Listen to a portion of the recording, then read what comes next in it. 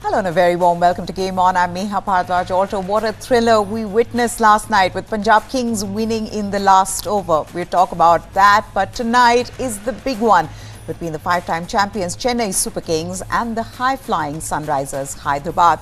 It will be a battle of sixes.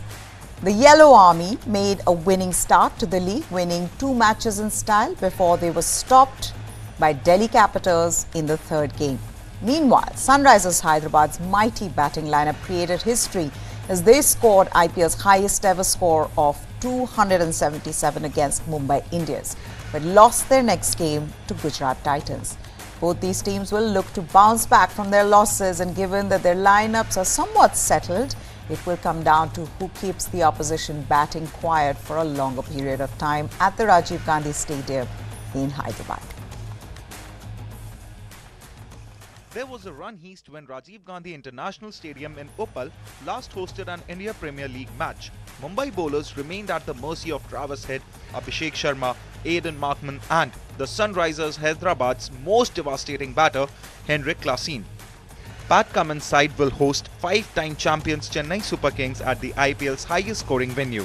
In their last match at home, SRH 277 for 3 in the first innings, Mumbai Indians 246 for 5 in unsuccessful chase, and the cumulative match total of 523 runs are IPL records for the highest score, highest second innings total and the most runs in an IPL match. SRH will be playing CSK on a different pitch than the one used against Mumbai Indians, but the visitors will remain anxious about the batting might of the home team. SRH head coach Daniel Vittori has predicted the strip today will behave differently than the one used for the match against Mumbai Indians. Klassen has emerged as one of the biggest hitters of the ball in slam bang T20 cricket. He is living up to the reputation of the cash-rich Indian League.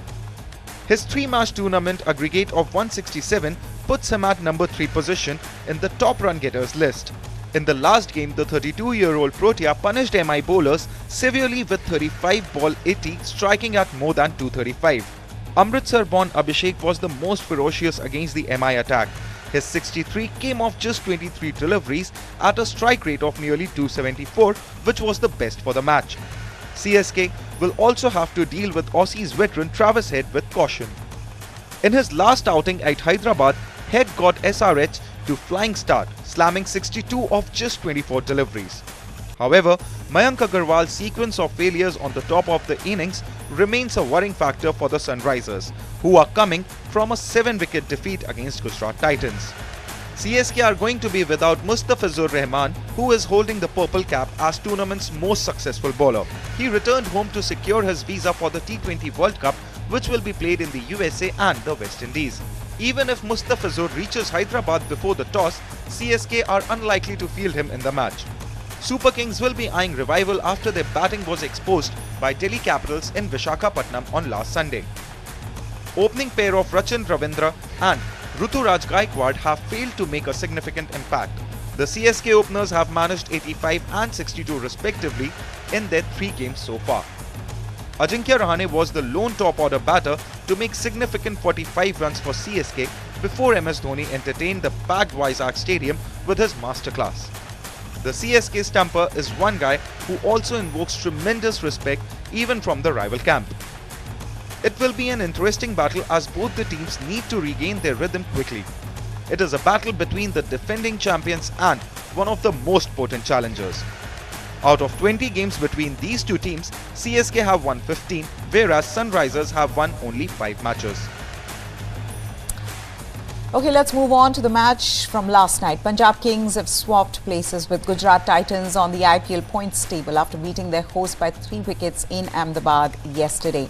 Set a target of 200 after Shubman Gill anchored GT's innings with an unbeaten 89. Punjab won a close game in the final over to move to 5th on the leaderboard, while Gujarat slipped a place to 6th. Little known, Shashank Singh was the player of the match after he hammered a 25-ball half-century to lead Punjab to victory and hand GT their first home defeat in 3 matches. Punjab had lost their openers Shikhar Dhawan for 11 and Johnny Bairstow for 22 inside the first 6 overs, with the skipper dragging the first delivery from Umesh Yadav in the match onto his stumps, and Englishman Bairstow bowled by Afghanistan spinner Noor Ahmed. Prabsimran Singh, he showed some spark in making 35 of 24 balls before he became Noor's second wicket of the night, while Sam Curran failed again, scoring 5 after earning another promotion to number 4. When Shashank walked out to bat in the 9th over, the score was 70 for 4, and the 32-year-old showed his intent early on.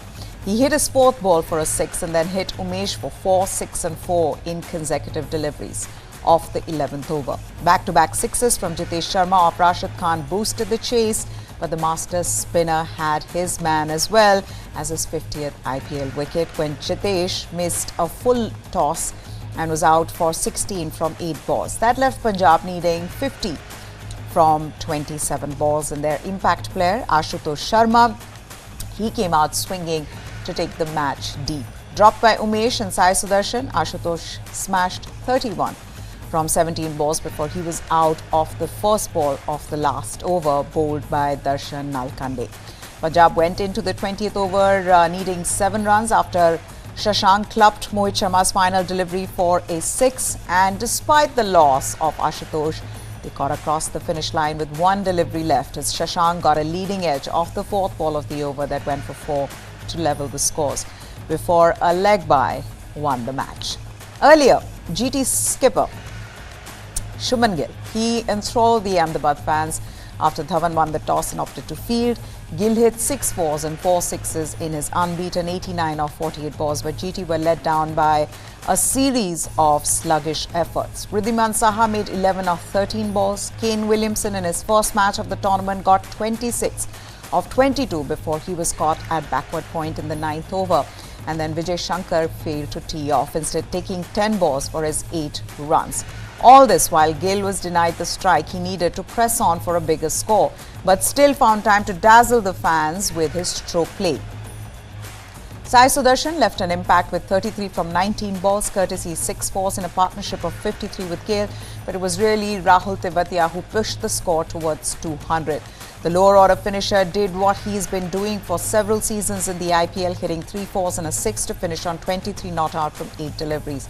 For Punjab, Kagi Surabara took 2 for 44 and Harshad Patel 1 for 44, with both pacers being hit around during the death overs.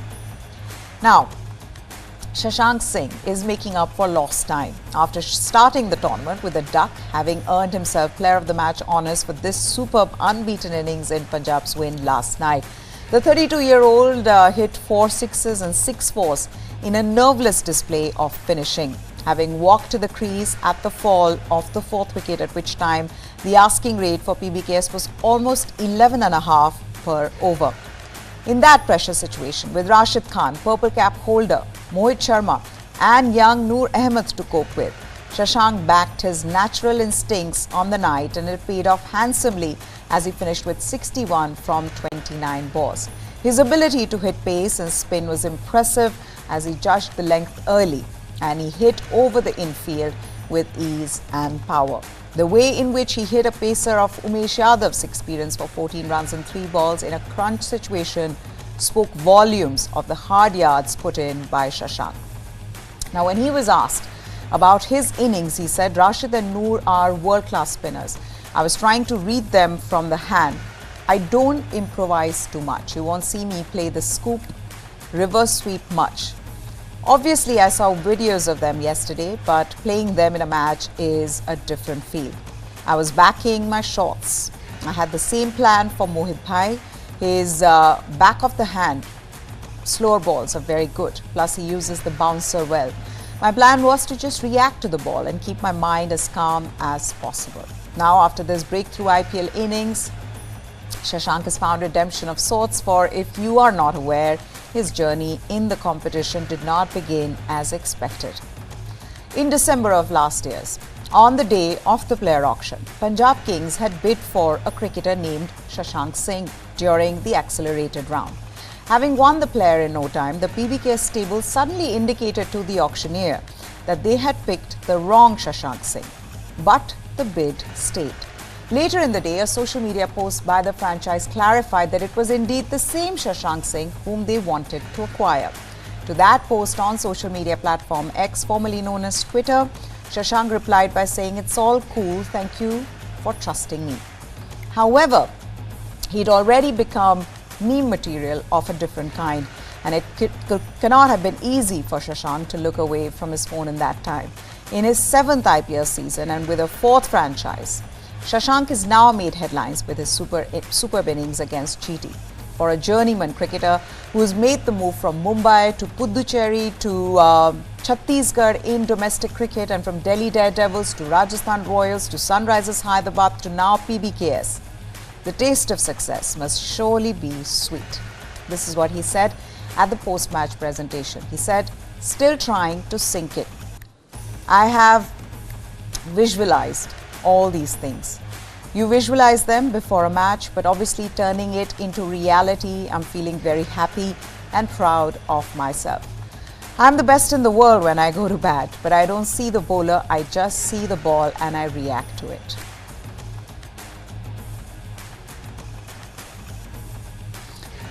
Not having enough Indian pinch hitters down the order has been an issue for Punjab Kings in the past seasons. But last night, not only was Shashank smacking GT bowlers all over the park, accompanying him in the middle was a 25-year-old Ashutosh Sharma, who also played a pivotal role in Punjab's thrilling win, scoring 31 runs off 17 balls to help his team. When Ashutosh came in as the impact sub, the scales were tilted in Gujarat's favour, but he smashed a couple of big shots to ease the pressure on Shashank. Ashutosh couldn't finish the game, but he had made sure Punjab was in the race till the very end. Ashutosh started playing cricket at the age of 8 in Madhya Pradesh Cricket Association's academy run by former cricketer Amey Kurasia. After steadily rising in age group cricket, he was dropped from MP team in 2020. And he had to shift to Railways in 2023, where he shattered record for the fastest T20 50 by an Indian. Ashutosh credits Sanjay Bangar, their coach, for the advice he was given that stuck with him. The Railways batter said that Bangar told him that he wasn't a slogger as people used to view him, and said he needs to believe in his extraordinary cricket shots. Ashutosh said he took his advice to the Ranji Trophy and helped him score 100 on debut. "Everyone saw me as a slogger," he says, but Bangar sir said that you're not a slogger. You play some extraordinary cricketing shots and believe in that. That advice helped me in the Ranji Trophy also, as I scored 100 on debut. That small statement gave me a lot of confidence.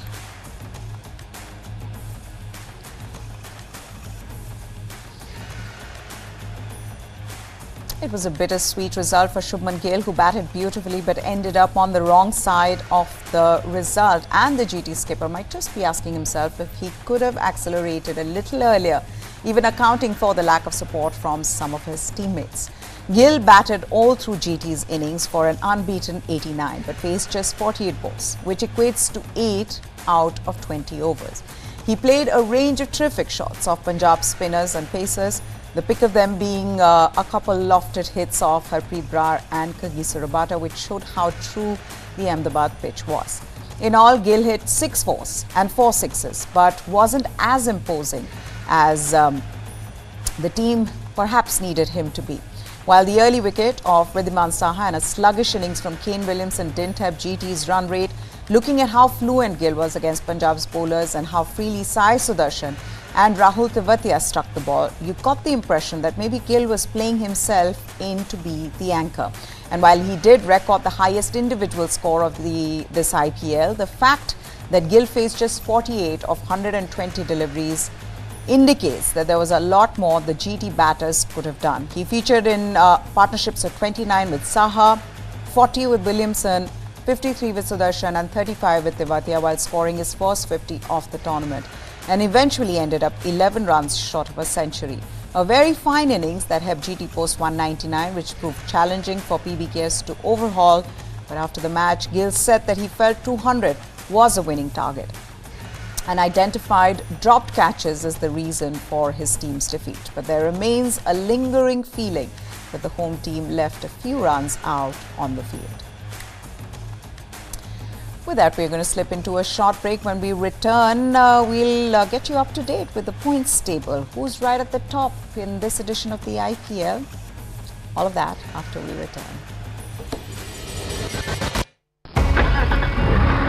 India's ever-evolving urban landscape is witnessing a new revolution. And this one comes on 4 wheels. The affluence has been growing. Cars are becoming more a reflection of what you are.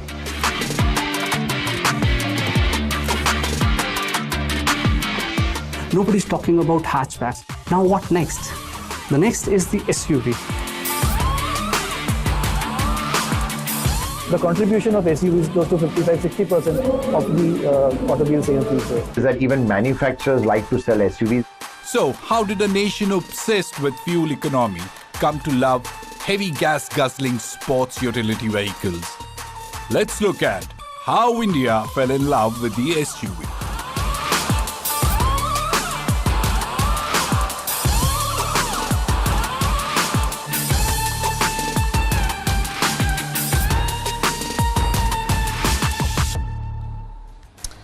Welcome back. Let's quickly tell you about what's happening in the points table in the IPL. Unbeaten Kolkata Knight Riders and Rajasthan Royals are in the number 1 and 2 positions respectively. CSK number 3, LSG at number 4 and PBKS at number 5. DC have still, they won a game, but if there's one team in this points table who's yet to win a game, it's Mumbai Indians. Can they change this finally? Will Mumbai fans get something to cheer about? Now, let's move on to Formula One. The host of this week's Japanese Grand Prix is hoping a calendar shift to one of the country's peak tourist seasons. There's an optimism that a cheap currency may bring in more international visitors to an event which traditionally has attracted mainly domestic fans.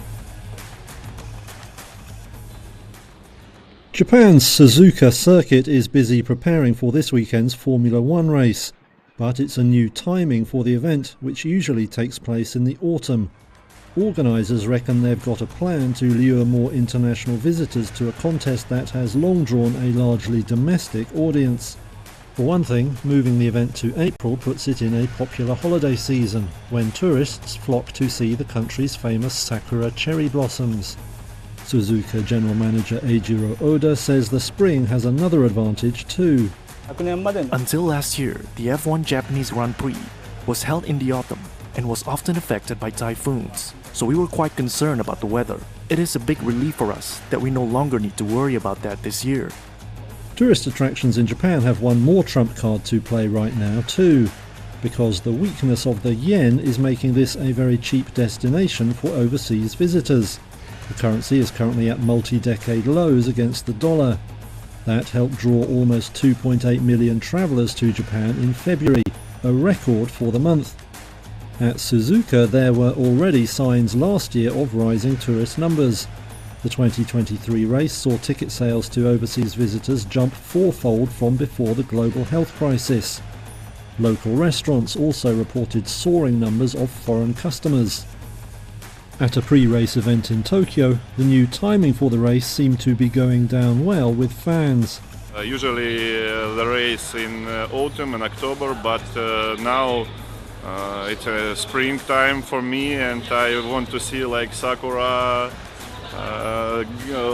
gardens. I want to see Suzuka. It's a very good time for me.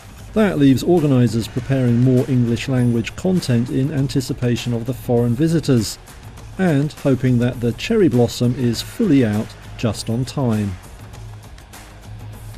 On to tennis, and the season-ending WTA Finals will be held in Saudi Arabia's capital Riyadh from 2024 to 2026. The world tennis body for women's on Thursday ended months of speculation and confirmed the Gulf country's latest foray into tennis. The season finale in Riyadh will feature the top 8 singles players and doubles teams from November 2nd to 9th. The event was last held in Cancun, Mexico last year. Saudi Sports Minister Prince Abdulaziz bin Turki Al Fazl Al Saud said that the women's tournament of this magnitude and profile is a defining moment for tennis in Saudi Arabia. The WTA Finals has the power to inspire far beyond the sport, especially for our young girls and women. After Men's Tour had confirmed in August last year that ATP Next Gen Finals would be held in Jeddah from 2023 to 2027, speculation was rife that the WTA event could also be shifted to Saudi Arabia. WTA has ordered or issued, in fact, a statement saying Riyadh was selected as a new venue following a comprehensive evaluation process over several months. The process included assessment of multiple bids from different regions and engagement with players. Saudi Arabia has invested heavily in sports like football, Formula One and golf in the last few years. Critics accuse the kingdom of using its public investment fund to sportswash its human rights record. The country denies accusation of human rights abuses and says it protects its national security through its laws. WTA chief Steve Simon said last year that Saudi Arabia presented big issues as a host for women's tour events, but also acknowledged the progress it had made and continued to engage with players. World number one Iga Swiatek and Caroline Wozniacki said at the Australian Open that engagement offered the chance to spark positive change. There has been pushback from within the game, with greats Chris Evans and Martina Navratilova saying the WTA's values were in stark contrast to those of Saudi Arabia, and holding the event there would not represent progress but significant regression. But the country's ambassador to the United States, Rima bint Bandar Al Saudi, said the criticism represented stereotypical and Western-centric views. Rafael Nadal has withdrawn from the upcoming Monte Carlo Masters, saying his body is not yet ready for competition. The 37-year-old had said he expected to retire after the 2024 season, but he returned to competition in Brisbane in January after almost a year on sidelines with a hip flexor injury. However, he has not played an ATP event since, and this is what he said: "These are very difficult moments for me sporting-wise. Unfortunately, I have to tell you that I'm not going to be playing in Monte Carlo. My body simply won't allow me." He also added that even if I'm working hard and making the maximum effort every day with all the will to play and compete again at tournaments that have been very important for me, the truth is that I can't play today. You have no idea how hard this is for me to not be able to play in these events. The Monte Carlo Masters begins on Sunday. Nadal has won the event a record 11 times, with his last victory coming in 2018. Manchester United's next visit will be to Chelsea, who may be reeling in the 12th place in the Premier League but have the ability to beat just about any team. United are 6th in the standings with 48 points, 11 behind 4th place Aston Villa, but with a game in hand. They need a win at Stamford Bridge in the pursuit of UEFA Champions League. They beat Mauricio Pochettino's Chelsea side 2-1 at Old Trafford in December. But Ten Hag's side suffered a double injury blow, with defenders Lisandro Martinez and Victor Lindelof facing a spell on the sidelines of at least for a month with muscle issues. Chelsea, who sit on 40 points with 10 games remaining, meanwhile, are seeking to respond to a disappointing draw last time out against relegation-threatened Burnley. Mauricio Pochettino says that his young side needed to improve quickly and defend their badge. This is Manchester United manager Erik ten Hag and Chelsea's Mauricio Pochettino talking about what they're expecting before the match. No more issues we don't need, but so in the front line and in the midfield we are okay. We have options there, but in the back line we have a lack of options. But the good thing is this afternoon back in training, Rafa Varane, Johnny Evans and Harry Maguire was yesterday already back in training. We have an idea, but we will work on that, and I think it's internally we will deal with it. You can't prevent, and you see it's not only us who has this. The standards, the Premier League from intensity perspective are so high. The overload in the schedule and also international football is so huge. We have all internationals in our squad, and you see it's not only us. City has the problems, Liverpool has the problems, Newcastle has the problems, so are many other teams. And in this moment, especially the defending department, who are, but in the midfield and in the front line, the players are available. I think we are Chelsea, but we need to behave like Chelsea. We need to behave like if we want to belong to a big club. It's not an excuse to be young or to be an experienced player. It's we need to behave, because on the end we need to defend our badge and of course to play for our club and to perform, because we need to perform. But I think I try to describe after the game in my press conference our feelings. And I think after in the next few days when we were here in the training ground, I think I start to realize. But that is about when we talk about potential amazing player, when we talk about the potential to be a big player, when we are talking about young, they need to realize that they need to improve so quick. It's not time to improve 1 year, 2 years, because the demand is so high from the Premier League and then from the club. And I think it was a good week or good few days. Yes, to talk about body language, energy, the capacity to deal with the pressure, is to perform better, is to step up. Because if not, the excuse is what?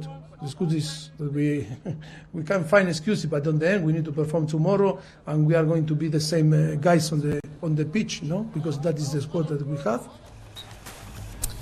With that, it's a wrap on Game On. Hope you enjoyed it, and have a wonderful weekend. Goodbye.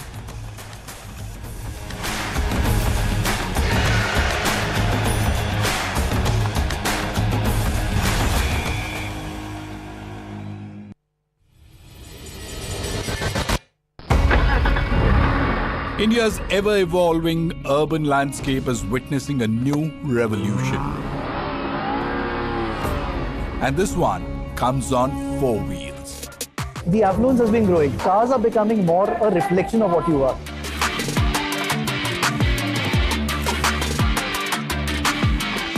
Nobody's talking about hatchbacks. Now what next? The next is the SUV.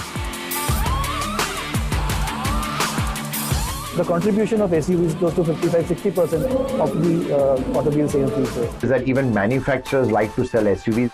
So, how did a nation obsessed with fuel economy come to love heavy gas-guzzling sports utility vehicles? Let's look at how India fell in love with the SUV.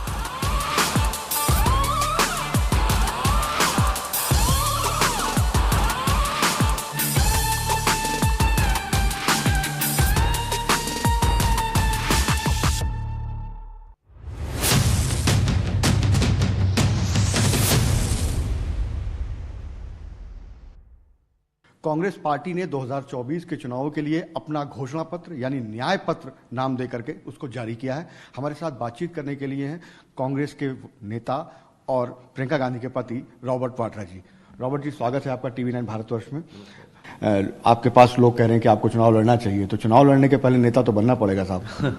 ऐसे है कि पहले तो ये बात सही नहीं है कि मैं चुनाव लड़ना चाह रहा हूँ। मैं ये है कि लोग चाहते हैं कि मैं चुनाव लड़ूं, और देश के हर कोने से ऐसी पुकार आ रही है, और खाली देश के हर कोने से नहीं, हर पार्टी से भी आ रही है कि क्योंकि मैं हर पार्टी के लोगों को जानता हूँ। कोई मजाक में कुछ बोलता है कि आप इतने समय लगा रहे हैं कि आप हमारे तरफ से आ जाओ, हम आपको जिताएंगे, और बाकी की लोगों की पुकार तो है, और ज़्यादातर है कि मुरादाबाद से है, अमेठी से है, रायबरेली से है, और कुछ और अलग जगह हैं जहां मेरा आना जाना ज़्यादा है। मैंने उनके साथ प्रचार में बहुत मेहनत की। 2004 में 1999 में भी, और भारी बहुमत से जिताया सोनिया जी को। तो तब से मेरा उनके साथ लगाव है, उनके साथ प्यार है, जो अभी भी ये लोग मेरे दफ्तर के बाहर और घर के बाहर और सोशल मीडिया के द्वारा मेरे को अप्रोच करते हैं कि आपको ज़रूर आपको लड़ना चाहिए, अमेठी से लड़ना चाहिए, क्योंकि हम भारी बहुमत से जिताएंगे।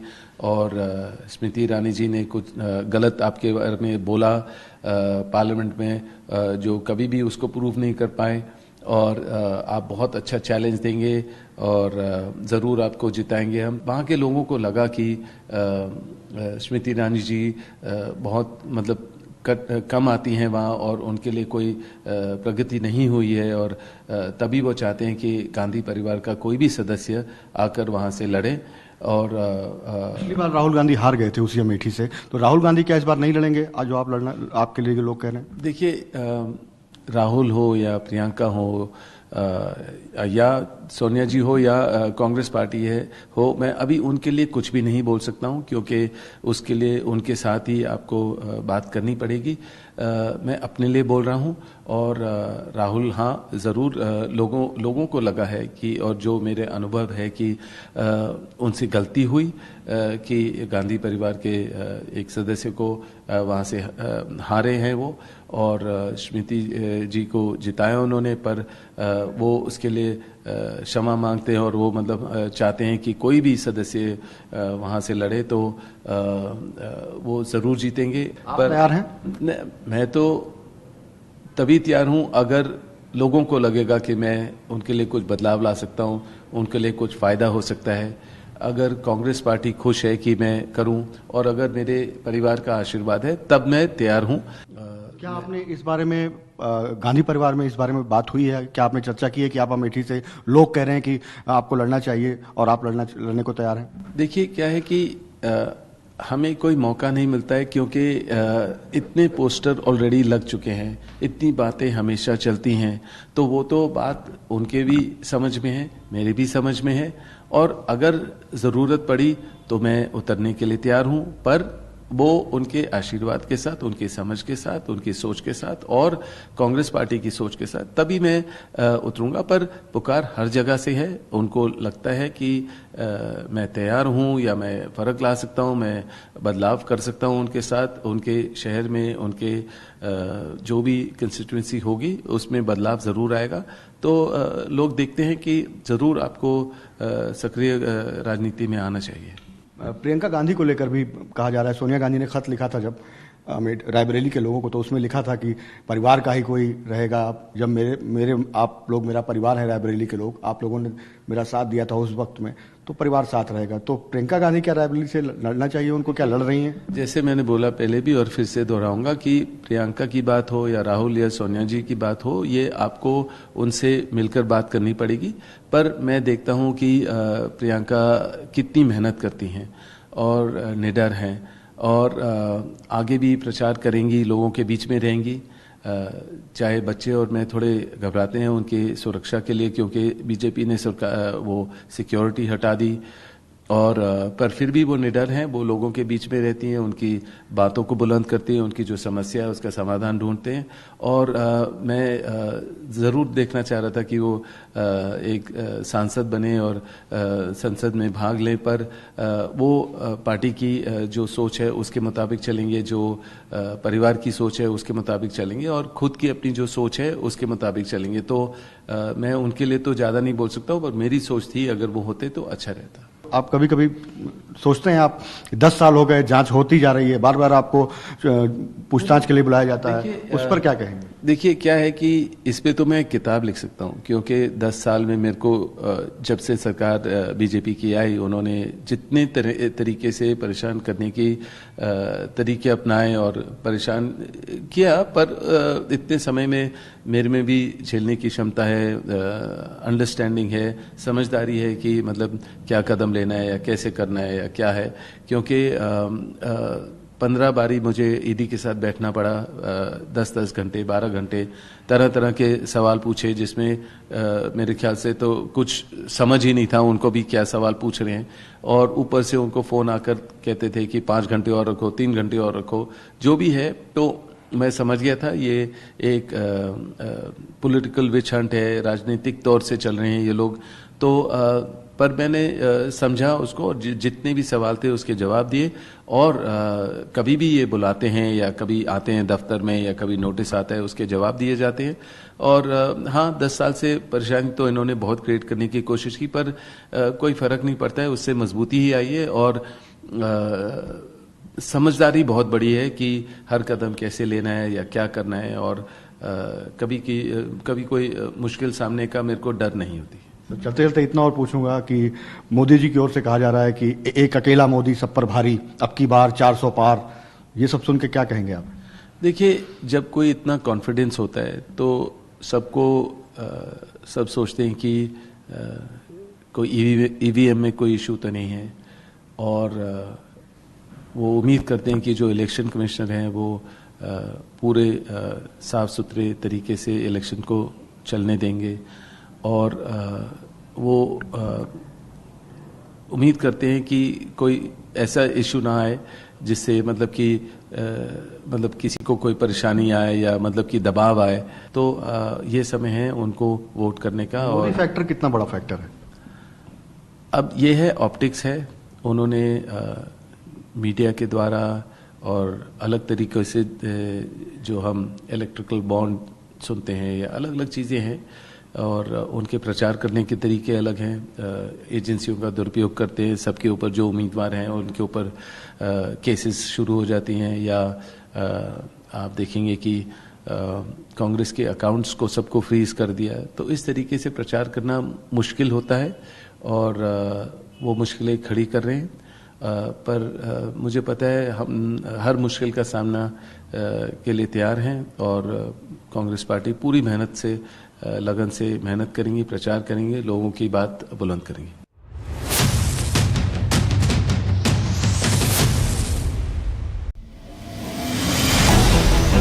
Why is the state not looking at putting an embargo on that? As a Telangana person, I will not accept. How do ordinary folks deal with this?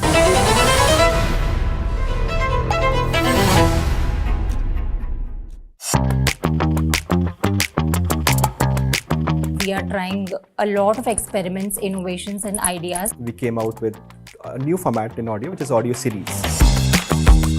Listening for content-oriented company in India, which is a very unique proposition. When we look at audio in general, we had music, which is like extremely old format, and then we had podcasts. A natural extension for Pocket FM is to move from Hindi to regional content. I think I'd love to see their FY24 numbers, which they claim will be close to 1,000 crores. I think there are talks of them to raise another $80 to $100 million of funding.